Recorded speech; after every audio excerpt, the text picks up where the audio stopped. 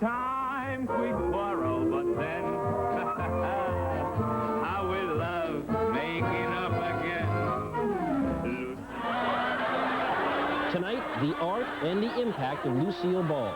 We'll talk with two of her show business contemporaries, Jerry Lewis and Sid Caesar. This is ABC News Nightline. Substituting for Ted Koppel and reporting from New York, Jeff Greenfield. There are performers we respect, performers we admire, performers we take to for a season or two of passionate obsession, and then cast aside to ask a few years later, whatever happened to what's-her-name? And then once in a long while, there's a public figure we come to love, permanently, ineradicably, utterly. If someone told you earlier today Lucy died, you didn't have to ask Lucy who. You knew who. You knew she had made you laugh, even if she'd done it on a TV film that was made a quarter century before you were born. Her gifts were enormous, they were timeless, they were universal. Nightline correspondent Judd Rose offers this appreciation of Lucy. Lucy makes candy.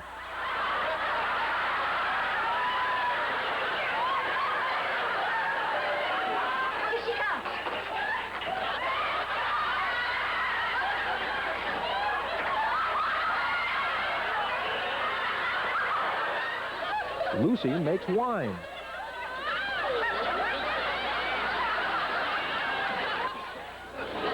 Lucy makes a commercial. It's so tasty, too.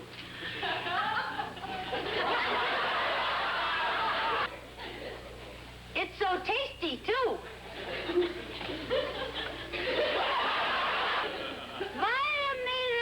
Vitamin. That's it. Whatever Lucy makes a mess of it. We've seen these moments so often, it's as if we've lived them ourselves. We smile because they're familiar, and we laugh because, after all these years, they're still surprisingly funny. We have loved Lucy since we, and television, were young.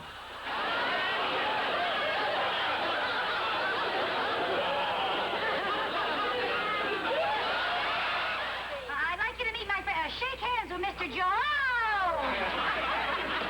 Oh, that must be the crazy redhead everyone is talking about. Everyone talked about her, and everyone watched her. I Love Lucy went on the air in 1951. By 1952, 67% of all TVs in America were tuned in on Monday nights.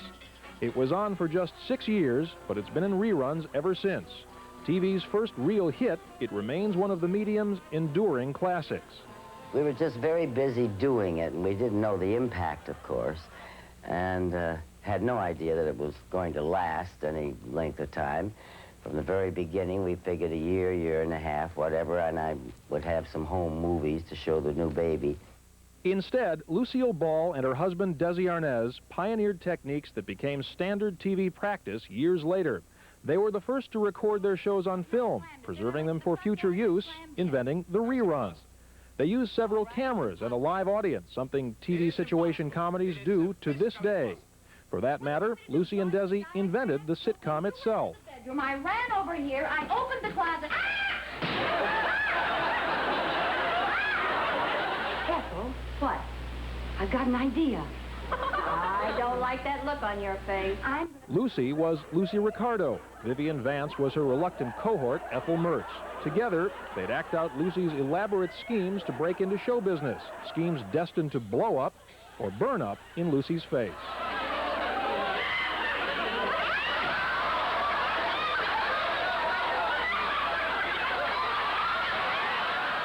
Every week, Lucy would get in over her red head and go, Ooh. And then every week, Desi would go, Lucy? Desi was Ricky Ricardo, the Cuban band leader with the mangled English. Lucy, he'd say, you have some splaining to do. It was silly, but sublime.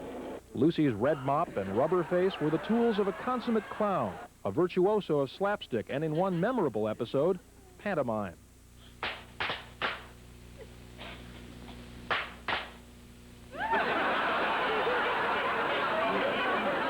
Lucy became TV's first female superstar. Ricky, this is it. So popular were Lucy and Desi that when they had a baby in real life and did the same on screen, the birth of Little Ricky became the most watched TV episode ever, seen by an astounding 92% of the audience. What's the date of your birth? August 6th. August 6th what? August 6th, period. In fact, it was August 6, 1911, the day America's favorite redhead was born, a brunette. She flunked her first drama class, and her teacher called her a no-talent. But Lucille Ball wanted to be a star. She tried her luck as a Broadway chorus girl, then as a model, and finally a bit player in dozens of movies, most of them forgettable. She appeared with the likes of Fred Astaire and the Marx Brothers, and making a movie in 1940, she met and fell in love with Desi Arnaz. Will someone please come? There's a waiter fainted out here. RKO Studios made the movie. Years later, Lucy and Desi would own that studio. Indeed, the company they founded, Desilu, became a Hollywood power, producing hit shows like The Untouchables, Star Trek, and of course, I Love Lucy.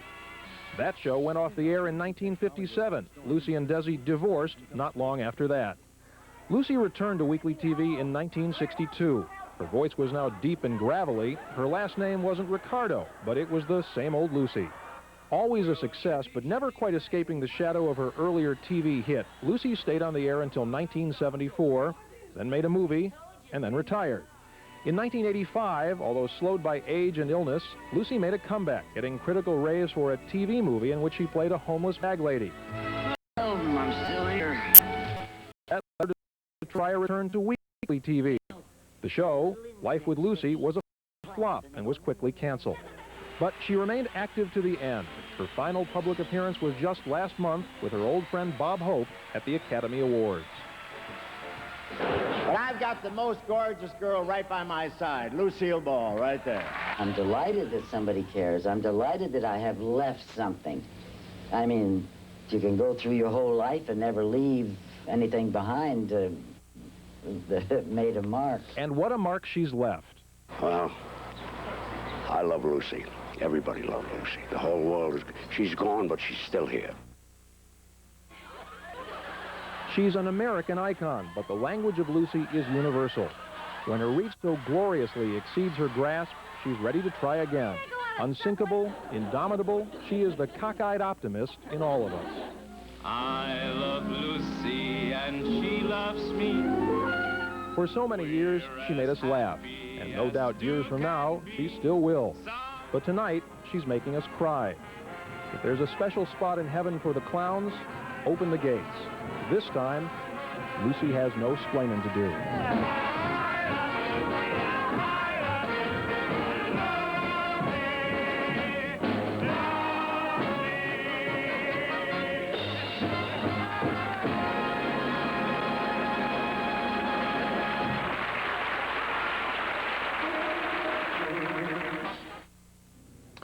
When we return, we'll talk about Lucille Ball with two pretty fair comedians themselves, Sid Caesar and Jerry Lewis. This is ABC News Nightline, brought to you by Toyota. Joining us now live from Dominic's Fish Market in Las Vegas is the acclaimed comedian Jerry Lewis. He's appeared in more than 50 films, many of which he also wrote and directed. He was also one of TV's first comedy stars, going back to the Colgate Comedy Hour, which shows you how old I am. He met Lucille Ball in 1948, and they formed a close friendship that endured for more than 4 decades. With us in our Los Angeles bureau is Sid Caesar. If you are old enough to remember the Cesario Opera Company or The Professor or the classic parodies of classic films, you know he is one of TV's great comedians. He starred in Your Show of Shows, which ran on NBC from 1950 to 54, and later on Caesar's Hour, which ran opposite a show called I Love Lucy. His acquaintance with Lucille Ball dates back more than 30 years. Sid Caesar, you look at those clips of Lucille Ball mugging and falling down, physical comedy, and to some people it may look like what's termed low comedy, a kind of easy gag. Tell us something about the discipline that's involved in that kind of comedy. Well, comedy, as you know, is a very serious business. And but that took, I mean, doing it live, no matter what she did, she slipped, she fell, she got hit with a pie, she always kept her femininity. And she was always a lady. That's the beautiful part. Is this something that someone like Lucille Ball, who after all was a movie star and a radio star, had to really work on again and again to get that kind of timing to make it look so effortless? No, I think she was a natural. She absolutely was a real natural. She had timing. She didn't have to learn it. It was there. And yet it would seem that to be that physical in front of an audience implies an enormous sense of trust between the audience and yourself, because you're not getting by on a funny line or a wisecrack. That's true, and you're not getting by on a laugh track. Is right.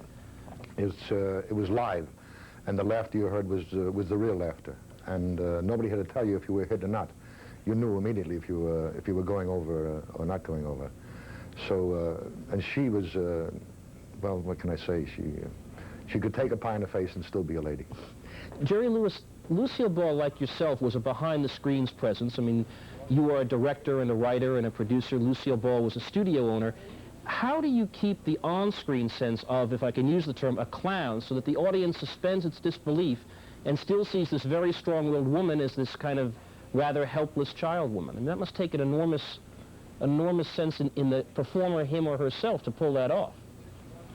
Well, the joy was that it was such a pleasure, and it was such a relief not to be burdened by the responsibilities of executive, writer, producer, director, that when you got to be the actor, the freedom of that comedy was so childlike and with such an abandon that she had that, as I say, freedom to be the Lucy that we remember and love so much.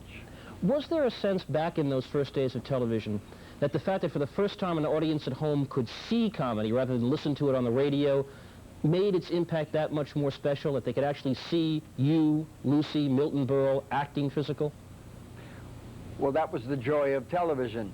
We finally got rid of visual hi-fi, which was radio, or for that matter, those cerebral combatants that would stand before the television camera and just talk. Lucy was the forerunner, with Milton Berle, of course, that taught us all to do the visual things that were part of the medium called television. Mm-hmm. Not TV, television. But it also seems that you and Sid Caesar and Lucille Ball drew from that tradition of the circus clown, willing to play the fool in order to not only to make us laugh, but to touch us in a way. There's something about that humor, it seems to me, that's much more visceral, much more powerful than the wittiest line you could deliver from a writer. Well, please. Go ahead, Sid, and then Jerry, sure. I'm sorry. Jerry? Go ahead, sorry. Sid. What it was is that to me, it was a natural. We didn't know how to perform for television because it was brand new. And it was just be yourself, and what you saw is what you got. And that to me is, the audience didn't just observe television, they watched television, they were part of it because they knew anything could happen because it was live. And because it was live, it was like a football game. There's only three things you can do with a ball: throw it, kick it, or run with it. But will he fumble? Will he do it? Will he this? Will he this? Will he pass it? Will he catch it? Will he don't? That's the wonderful thing, that's the dimension I think that is missing today, is the fact that it is live, the fact that anything can go wrong. Jerry, you wanted to get in on that point I was making about the nature of that comedy, why it seems so to touch us so much. Well, I think Sid said it all, with the exception of one point. Lucy learned during the incubation period. She learned from what she was doing that that's what had to be done in order to get through to the audience, that we were indeed in the visual medium. So she captured the visual concept and turned the audible concept into visual and made it work for her. I don't know that she knew it instinctively, yes. I don't think that she knew it intellectually. Mm-hmm. None of us knew it intellectually. We all worked based on instinct because it was the beginnings. Mm-hmm. We're going to take a break, and we're going to continue our discussion about Lucille Ball and about television in just a minute. Continuing our look back at Lucille Ball now with Jerry Lewis and Sid Caesar. Jerry, you knew Lucy for 40 years. I guess everybody calls her Lucy. She was a power in Hollywood as the co-owner of a major studio. Did she reflect that in private? Was this the kind of person who enjoyed wielding that kind of power? No. Not at all. Lucy was a very, very plain lady, and she never ever alluded to her power in terms of owning a studio. She was a comic, a clown, and couldn't wait to get on. If you went to a party and you saw Lucille sitting in the corner, and if you knew nothing about television, you'd think it was a plain lady, just a pretty lady seated there. Gary probably would be seated next to her, and you'd never know it was her. She was very low-key. When she got on the set, she was very high-key. She was a perfectionist and wanted to do the best work she possibly could do. And that only prevailed in her work. As a woman and as a lady, she was just a plain lady, very private, somewhat of a recluse, until she had to go out into the public. And when she did, she went out with a fanfare. Is that how she was able to play this rather helpless child woman, even though in real life she was far from it? I beg your pardon? I say, is that how she was able to portray this rather helpless child woman who couldn't go out into the workplace on the show, but in fact in real life did? I mean, she must have touched something. She was reaching for something when she played that character of Lucy Ricardo, right? I think if you look at all great clowns, you'll find that the pattern is pretty much the same. Different upbringings, different understandings of where they come from, but in the end result, pretty much the same. She came from whatever her upbringings were, manifested itself in her work, as you will see with any clown. Clown is a different thing than a monologist. We're talking about a clown now. And she was indeed a clown. Sid Caesar, her material was shaped in the early 1950s. There's no sex. She couldn't even use the word pregnant to describe her own condition. No politics, nothing topical. In a sense, is that what gives it its universality? That the very fact that she couldn't even think about using that kind of material made her go to broader themes? Well, that's what we had to do. I mean, as you say, you couldn't use the word pregnant. You had to say she was with child. But the main thing was that all that material was stuff that you do every day, things that you do every day. It happens to you every day, only it's exaggerated, that's all. So people can identify with it because they know, they can feel what's going on. Oh, that's Uncle Jake, or that's Uncle Dick, or that's Aunt Tam. It's a thing that you can recognize. It was recognized immediately. So it really didn't even need jokes because they recognized it and it was exaggerated, and that's what made it funny. What strikes me as so ironic is here's a character who is really a throwback. I mean, they made jokes out of the very fact that she tried to go to work, and you had that classic scene in the candy factory and many others. And yet it works for a generation for whom, you know, there are women on the Supreme Court, there are women running for vice president. How does that translate 35 years later into laughter that we can all recognize? Because women still take care of houses and still take care of children and still take care of it. And I think it's imbued in the public that they know what she's doing and what she was doing. Because you do the same thing today. If you take a girl out, you still get embarrassed, you're still on the first date, and it still holds true. It's like going to the movies with a girl and try to get your arm around, just to get your arm around her, took an hour and a half. And people still know it today because it still happens. Jerry Lewis, let me ask you, if Lucille Ball were young today and came to today's television world with all its polling and its research and said, I got an idea for this show. It's a woman homemaker married to a Cuban band leader. Could this show get on the air today? I don't know. I really don't know. But I will tell you one thing, that Lucille Ball's work had nothing to do with feminism, had nothing to do with politics, the question that you would ask Sid. It had to do with a simple premise, and we mustn't miss this premise. This was a funny broad. She was a funny lady. She did funny things. She made the American consciousness step down from its dreams of sanctimony or whatever and just laugh. She was a plain, funny lady. And I have to add to that, that in the people that I've seen pass on in these last few years of my life, Fred Astaire, Orson Welles, There's never been coverage like this. Why? There's never been coverage by the media. Never. I have been inundated today by phone calls from every wire service, from every network, national and local, to talk about this great clown, Lucille Ball. What does that tell you? It tells it all to you. Yes, it does. She was magic. And she was magic because she made the people in Bangladesh forget they were hungry. That's what comedy is. I didn't mean to get on the soapbox, but I had to say that. No, it's a good way to top this off. Jerry Lewis and Sid Caesar, two of the great comedians, thank you very much for joining us tonight. We will be back in a moment with an important word about tomorrow's Nightline and a special Koppel report. Tomorrow night, ABC News will present a special report on the extraordinary explosion of drug use and violence in Washington, D.C. We'll look at how the people of Washington are coping and focus on evidence that the nation's capital remains a segregated city to this day. Our programming begins with the Koppel Report, D.C. Divided City, in prime time from 10 to 11 p.m. Eastern Time, and we'll resume at 11:30 with a special edition of Nightline. Among our guests, Washington Mayor Marion Barry, Federal Drug Czar William Bennett, Housing and Urban Development Secretary Jack Kemp, and Georgetown University basketball coach John Thompson. That's our report for tonight. I'm Jeff Greenfield in New York. For all of us here at ABC News, good night.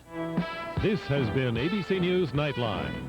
If you wish a printed transcript of this or any Nightline broadcast, please send $3 to 267 Broadway, New York, New York, 10007, or call area code 212-227-READ.